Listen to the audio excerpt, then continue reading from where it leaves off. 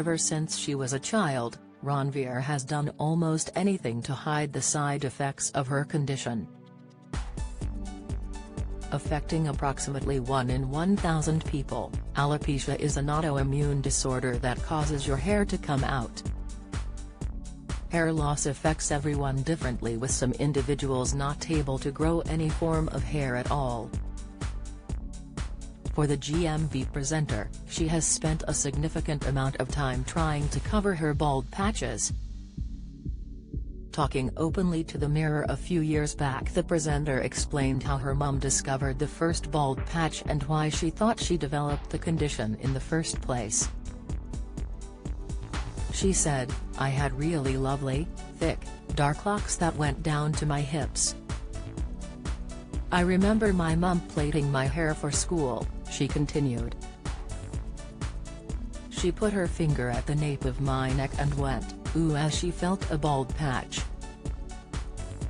Only 8 at the time, Ranvir believes that her condition was triggered by the sad loss of her dad, who passed away after suffering a heart attack.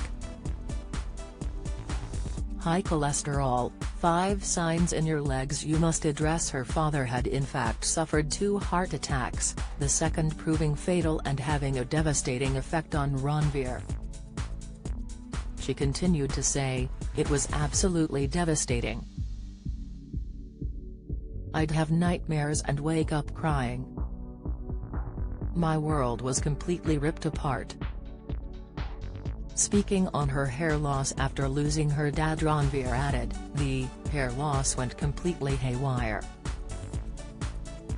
COVID breakthrough as wonder statins cut risk of death, insight hypertension diet, the 2-piece snack that can lower blood pressure and high cholesterol, tips cancer, the tiring problem warning you may have the disease, latest, I'd wake up and my pillow would be covered in clumps of hair.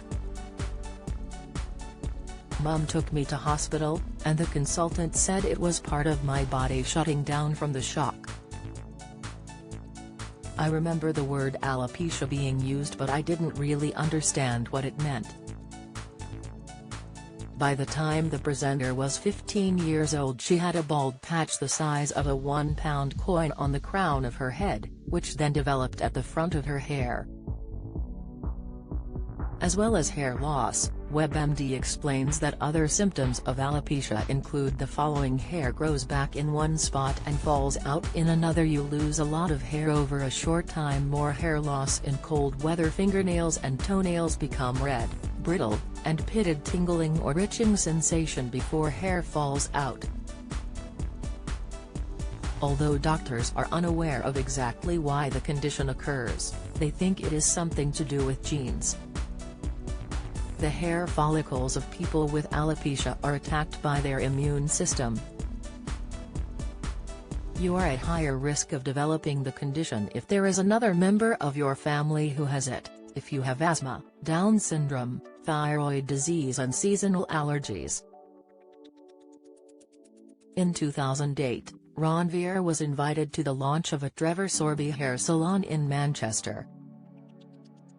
The charity, which provides wigs and specialist hair styling for people with hair loss, told Ranvir at the time that she needed to keep her hair pushed forward and that a fringe can hide things.